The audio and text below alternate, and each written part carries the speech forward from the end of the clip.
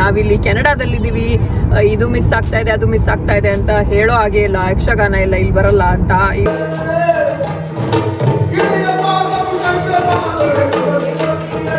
ಎಷ್ಟು ಜನ ಕನ್ನಡಿಗರಿದ್ದಾರೆ ನೋಡಿ. ಎಲ್ಲರೂ ಯಕ್ಷಗಾನ ಎಂಜಾಯ್ ಮಾಡಕ್ಕೆ ಬಂದಿರೋ. ಈ ಸರಿ ಬಿಗ್ ಬಾಸ್ ಆಮೇಲೆ ಯಾರು ನಿಮ್ಗೆ ಇಷ್ಟ ಆಗ್ತಾ ಇದಾರೆ, ಯಾರು ಇಷ್ಟ ಆಗ್ತಾ ಇಲ್ಲ ಅಂತ BP ಹಂಗೆ ರೈಸ್ ಆಗ್ತಾ ಇರುತ್ತೆ ಮೇಲೆ. ಈ ಸರಿ ಒಬ್ರು ಹುಡುಗಿ ವಿನ್ ಆಗ್ಬೇಕು ಅನ್ನೋದು ನನ್ನ ಆಸೆ. ಹೌದಾ? ಯಾರಿಷ್ಟ ನಿಂಗೆ?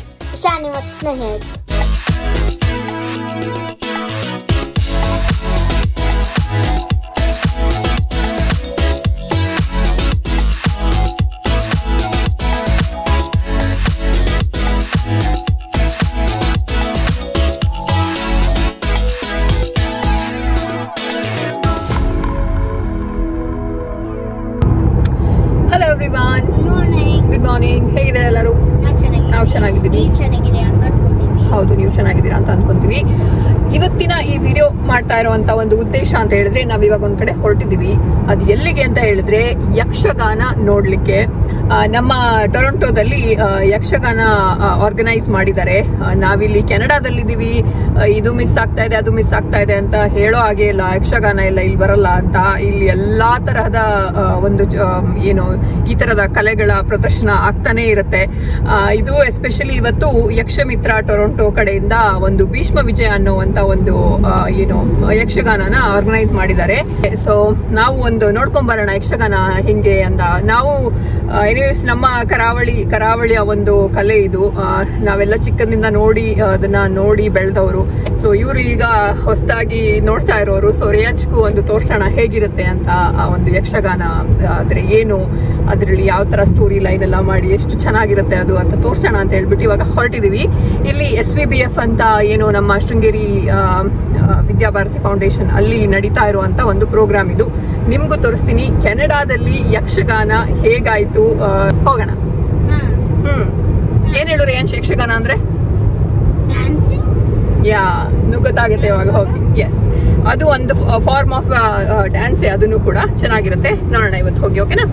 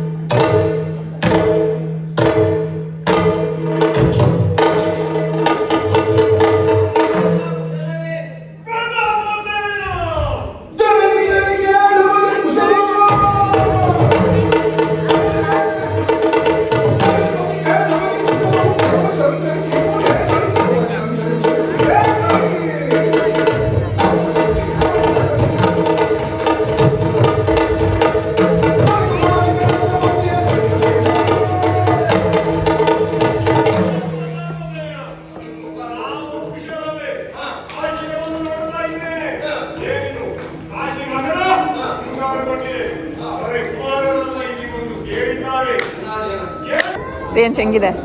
ಚೆನ್ನಾಗಿದೆ. ಎಷ್ಟು ಚಂದ ಮೇಕಪ್ ಮಾಡಿದಾರಲ್ಲ.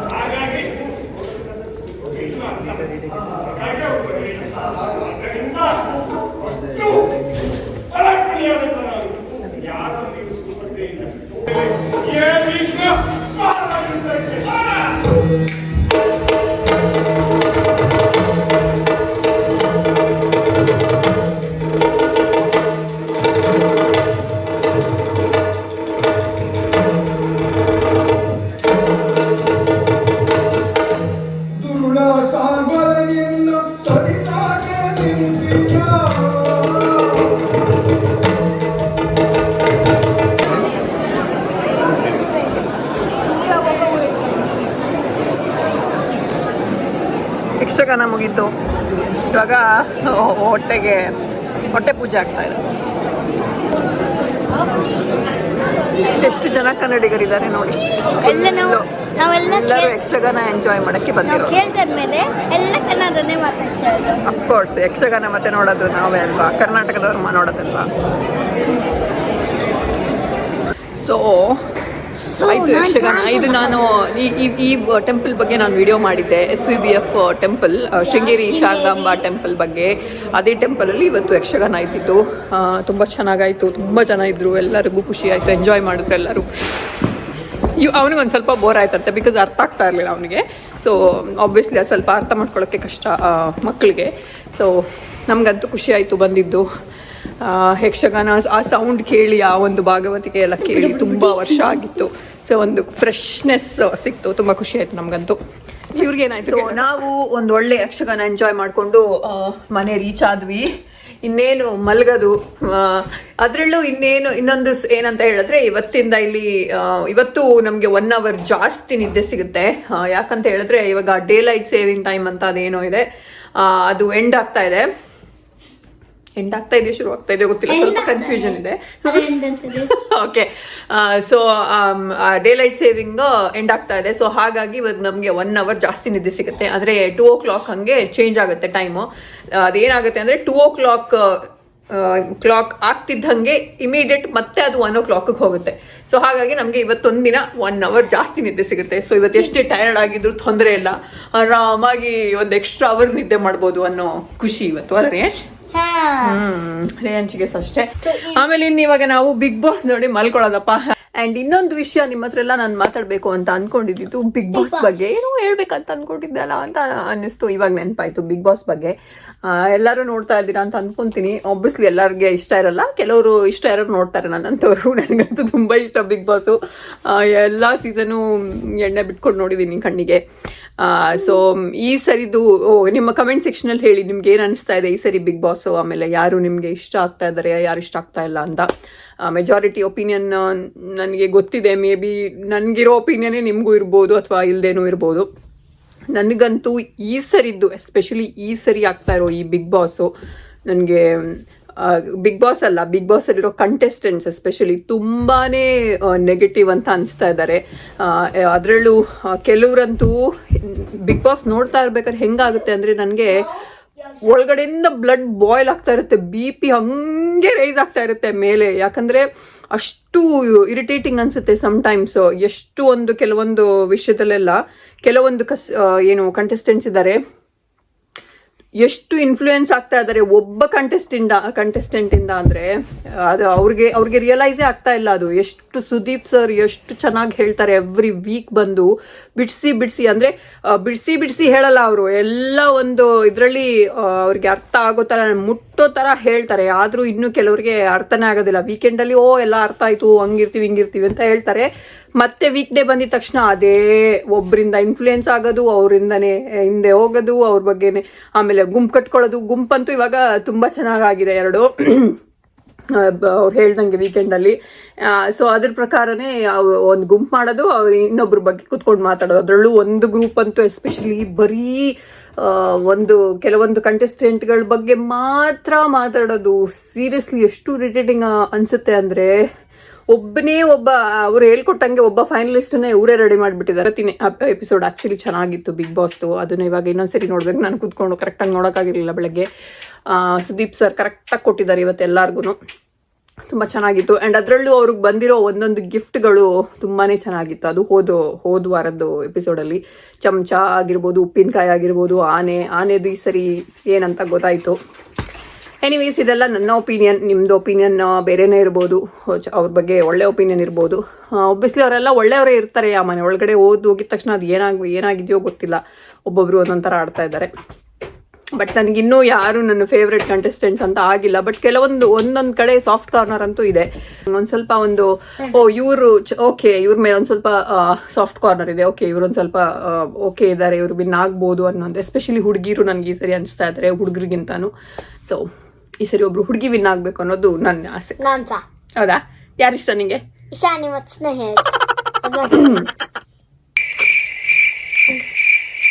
ಮೈಕಲ್ಲೂ ಕೂಡ ತುಂಬಾ ಚೆನ್ನಾಗಿ ಆಟ ಆಡ್ತಾ ಇದ್ದಾರೆ. ಕನ್ನಡ ಅಂತೂ ಚೆನ್ನಾಗಿ ಮಾತಾಡ್ತಾರೆ.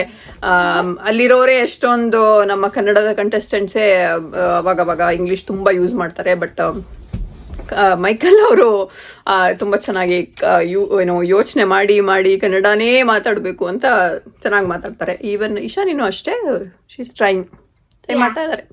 ಅದಕ್ಕೆ ರೇಯನ್ಸ್ಗೆ ಇಷ್ಟ ಅನ್ಸುತ್ತೆ.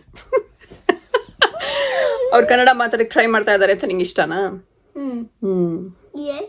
ಓಕೆ ಓಕೆ, ನಿನ್ನ ಒಪಿನಿಯನ್ ಅದು, ಏನು ಇಷ್ಟ. ಎಷ್ಟು ಚೆನ್ನಾಗಿರ್ತಿತ್ತು ಹಳೆ ಬಿಗ್ ಬಾಸ್ ಎಲ್ಲ. ಫಾರ್ ಎಕ್ಸಾಂಪಲ್ ಅರವಿಂದ್ ಮತ್ತೆ ಮಂಜು ಪಾವಗಡ ಇದ್ದಿದ್ದು, ಅದು ಎಷ್ಟು ಚೆನ್ನಾಗಿತ್ತು ಆ ಸೀಸನ್. ದಿವ್ಯಾ, ಶುಭಾ ಪೂಂಜಾ ಅವರೆಲ್ಲ ಇದ್ದಿದ್ದು, ಅದೆಷ್ಟು ಚೆನ್ನಾಗಿತ್ತು. ಅದಾದಮೇಲೆ ರೀಸೆಂಟ್ ಲಾಸ್ಟ್ ಸೀಸನ್ ಆಗಿರ್ಬೋದು, ರಾಕೇಶ್, ರೂಪೇಶ್ ಅವರೆಲ್ಲ ಇದ್ದಿದ್ದು ಸೀಸನ್ ಆಗಿರ್ಬೋದು, ಅದನ್ನು ಅಷ್ಟೇ, ಅದನ್ನು ಎಷ್ಟು ಚೆನ್ನಾಗಿತ್ತು. ಏನು ಅಷ್ಟೊಂದು ನೆಗೆಟಿವ್ ಅಂತ ಏನೂ ಇರಲಿಲ್ಲ ಅದರಲ್ಲಿ. ಅವರು ಜಗಳ ಮಾಡ್ತಾ ಇದ್ರು, ಇಲ್ಲ ಅಂತಿಲ್ಲ, ಮಾಡ್ತಾ ಇದ್ರು. ಆಮೇಲೆ ಸರಿ ಆಗ್ತಾ ಇತ್ತು. ಆ ಒಂದು ಟಾಸ್ಕ್ ಮುಗಿಯೋ ಅಷ್ಟೊತ್ತಿಗೆ ಆಮೇಲೆ ಎಲ್ಲ ಸರಿಯಾಗಿರ್ತಾ ಇತ್ತು. ಬಟ್ ಇದು ಟಾಸ್ಕ್ ಆಗದೇ ಇರಲಿ, ಯಾವಾಗಲೂ ಹೋಲ್ ಡೇ, ಬೇರೆ ಟೈಮಲ್ಲೂ ಅಷ್ಟೇ, ಯಾವಾಗಲೂ ಒಂಥರ ಮೈಂಡ್ ಸೆಟ್ ಎಲ್ಲಾರ್ದು. ಒಬ್ರನ್ನ ಕಂಡ್ರೆ ಒಬ್ರಿಗಾಗಲ್ಲ. ದೇವ್ರೇ ಕಾಪಾಡಬೇಕು ವ್ಯೂವರ್ಸ್ನ. ಒಂಥರ ಬ್ಲಡ್ ಬಾಯ್ಲ್ ಆಗುತ್ತೆ ನೋಡ್ತಾ ಇರಬೇಕಾದ್ರೆ. ಬಟ್ ಆಮೇಲೆ ಕಂಟ್ರೋಲ್ ಮಾಡ್ಕೊಂಡು ನೋಡೋದು. ಬೇಬಿ ರೈಸ್ ಆಗೋದು ನಮ್ಮದೇ ಅಲ್ವಾ. ಅವ್ರೇನೋ ಹಾಕಿ ತಾಳ್ಕೊಂಡು ಹೋಗ್ತಾರೆ ಅಲ್ಲಿ. ಆಮೇಲೆ ನಮ್ದು ಇಲ್ಲಿ ಬೇಬಿ ರೈಸ್ ಆಗಿ ನಮ್ದು ಯಾಕೆ ಹೆಲ್ತ್ ಅಪ್ಸೆಟ್ ಮಾಡ್ಕೊಳ್ಳೋದು ಅಂತ ಹೇಳ್ಬಿಟ್ಟು ಆಮೇಲೆ ಏನಾರು ಮಾಡ್ಕೊಳ್ಳಿ ಅಂತ ಹೇಳ್ಬಿಟ್ಟು ಸಮಾಧಾನ ಮಾಡ್ಕೊಂಡು ನೋಡೋದು. ಅಲ್ಲ ರೇಂಜ್? ಸೊ ಇದಾಗಿತ್ತು ನಮ್ಮ ಬಿಗ್ ಬಾಸ್ ಬಗ್ಗೆ ಒಂದು ರ್ಯಾಂಟ್. ಅಲ್ಲ ರೇಂಜ್? ರೇಂಜ್ ಏನ್ ನೋಡಲ್ಲ ಜಾಸ್ತಿ ಬಿಗ್ ಬಾಸ್. ನಾನು ಒಂದಪ್ಪ ಅಷ್ಟೇ ಜಾಸ್ತಿ ನೋಡೋದು. ಅವನೇನಾದ್ರು ಟಾಸ್ಕ್ ಎಲ್ಲ ಇದ್ರೆ ನೋಡ್ತಾನೆ, ಯಾರು ವಿನ್ ಆದ್ರು ಅಂತಲ್ಲ ಬಾಬಾ. ಯಾ, ಸೊ ಬಿಗ್ ಬಾಸ್ ನೋಡದೇ ಇರೋರ್ಗೆ ಅನ್ಸ್ಬೋದು ಎಂತ ಇವ್ರದ್ದು ಸುಮ್ಮನೆ ಬಿಗ್ ಬಾಸ್ ಬಗ್ಗೆ ಎಲ್ಲ ಮಾತಾಡ್ಕೊಂಡು ಅಂತ. ಬಟ್ ನಮಗೆ ತುಂಬಾ ಇಷ್ಟ, ಸೊ ನಾವು ನೋಡ್ತೀವಿ ಅಲ್ಲ ಬಾಬಾ. ಯಾ, ಸೊ ಈ ವಿಡಿಯೋ ಸದ್ಯಕ್ಕೆ ನಾವು ಇಲ್ಲಿಗೆ ಎಂಡ್ ಮಾಡ್ತಾ ಇದೀವಿ. ಈ ವಿಡಿಯೋ ನಿಮ್ಗೆ ಇಷ್ಟ ಆದ್ರೆ ಲೈಕ್ ಮಾಡಿ, ಶೇರ್ ಮಾಡಿ, ಸಬ್ಸ್ಕ್ರೈಬ್ ಮಾಡಿ. ಇನ್ ನೆಕ್ಸ್ಟ್ ವಿಡಿಯೋದಲ್ಲಿ ಸಿಗ್ತೀವಿ. ಅಲ್ಲಿ ತನಕ ಎಲ್ಲರಿಗೂ ಖುಷಿಯಾಗಿರಿ. ಟಾಟಾ ಬಾಯ್ ಬಾಯ್. ಅಲ್ಲಿ ತನಕ ಎಲ್ಲರಿಗೂ ಖುಷಿಯಾಗಿರಿ. ಟಾಟಾ ಬಾಯ್ ಬಾಯ್.